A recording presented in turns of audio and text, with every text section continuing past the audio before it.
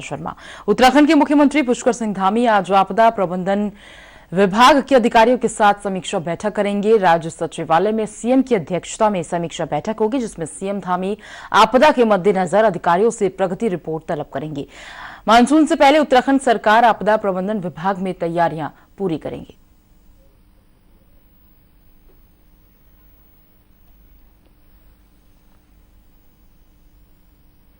देहरादून से संवाददाता श्रीनिवास पंत हमारे साथ जुड़े हुए हैं। श्रीनिवास, आपदा प्रबंधन को दिशा निर्देश देंगे, आज ये एक अहम बैठक सीएम धामी करने वाले हैं, क्या जानकारी?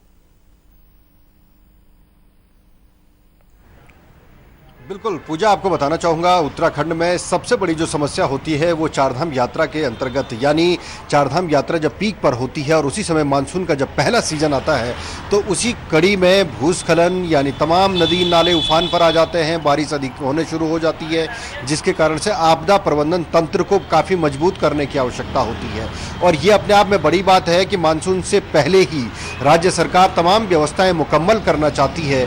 उसी कड़ी में आज उत्तराखंड के मुख्यमंत्री पुष्कर सिंह धामी राज्य सचिवालय में बाकायदा आपदा प्रबंधन से जुड़े हुए तमाम अधिकारियों की समीक्षा लेने वाले हैं, समीक्षा बैठक करने वाले हैं। और अब तक क्या तैयारियां इस मानसून सीजन को लेकर के की गई है, विभागीय स्तर पर कहां पर कमी रह गई है, कितने इक्विपमेंट की आवश्यकता है, रसद की आपूर्ति कैसे होगी, रसोई गैस सिलेंडर किस तरीके से गढ़वाल और कुमाऊं में पहुंचाए जाएंगे, उसके लिए गोदाम की व्यवस्था कैसे होगी, जेसीबी और पोकलैंड पर किस प्रकार से पहुंचाया जाएगा, या टीएसडी या तमाम जिला प्रशासन के जरिए आपस में समन्वय कैसे बनाया जाएगा, जल विद्युत परियोजनाएं किस रूप में काम करेंगे, क्योंकि ये एक दूसरे से इंटरकनेक्टेड है।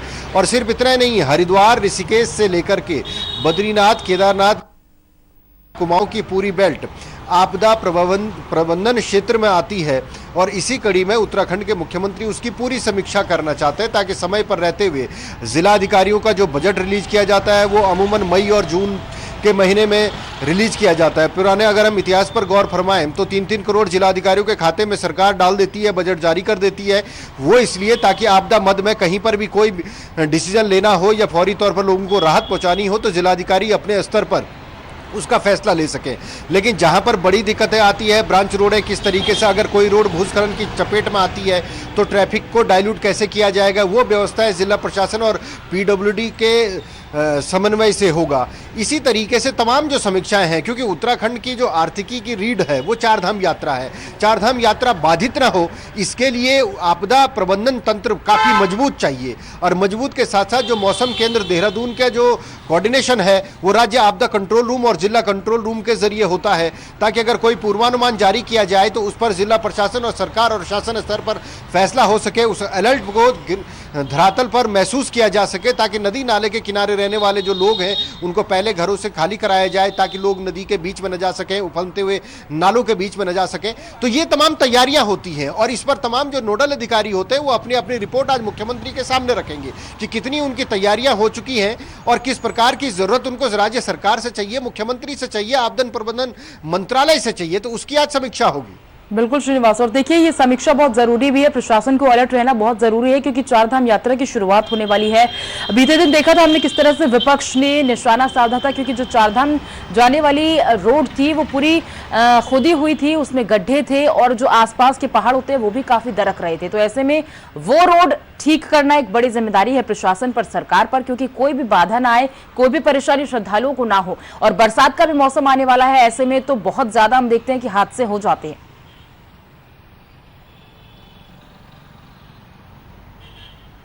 बिल्कुल, देखिए राज्य सरकार की कोशिश यही रहती है और पहली मर्तबा है कि जब राज्य सरकार पहले से ही अपनी समीक्षा करने जा रही है और उचित दिशा निर्देश मुख्यमंत्री आज की बैठक में देने वाले हैं, जिसका सीधा मतलब निकलता है कि चारधाम यात्रा में जो टूरिस्ट हैं वो भी आते हैं, जो एडवेंचर के लिए आते हैं वो भी आते हैं, आध्यात्मिक रूप से जो पर्यटन के क्षेत्र में आते हैं या धार्मिक पर्यटन के लिए आते हैं वो भी यहाँ पर आते हैं। कुछ ट्रैकर्स के रूप में आते हैं, कुछ ट्रैकिंग करते हैं, कुछ बुग्यालों में पहुँच जाते हैं। तो इन तमाम टूरिस्टों का बातों का ध्यान रखते हुए राज्य सरकार वो गाइडलाइन जारी करती है जिला प्रशासन को कि ताकि किसी प्रकार की कोई दिक्कत ना हो। जब मानसून का सीजन आएगा तो बारिश होगी तो भूस्खलन भी होगा, पर्वतीय क्षेत्र है, नदी नाले उफान पर भी आएंगे, खतरे के निशान से पार भी गंगा पहुंचेगी, यमुना पहुंचेगी।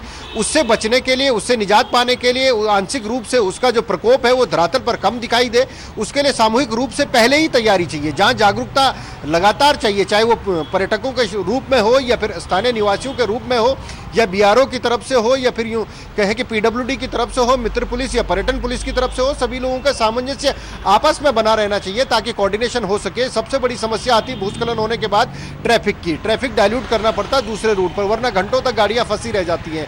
जो पर्यटक यहाँ पर आते हैं उनके सामने तमाम तरह की दुश्वारियां खड़ी हो जाती है। वो अपने एक शेड्यूल तय करके आते हैं, लेकिन जब गाड़ियां फंस जाती है या खुद फंस जाते हैं तो ऐसे में उनका शेड्यूल टूट जाता है, उनको वापसी में बड़ी दिक्कत होती है। उसको देखते हुए पहले से ही तमाम व्यवस्थाएं होंगी और जो प्रवेश द्वार ऋषिकेश है वहीं से अलर्ट किया जाएगा कि किस प्रकार से केदारनाथ में पंजीकरण करना है, हेली सेवाएं के रूप में कैसे उसका इस्तेमाल करना है, या फिर स्थानीय स्तर पर अगर कोई रूट ब्रांच सड़कें बंद हो जाती है तो लोगों को चाहे सब्जी है, फल है, दूध है, न्यूज़पेपर है, या इन तमाम की सप्लाई कैसे होगी। तो ये छोटी छोटी बातें हैं, मगर ग्राउंड पर ये बड़ी बात बन जाती है। इसी को लेकर के मुख्यमंत्री आज डायरेक्शन देने वाले हैं।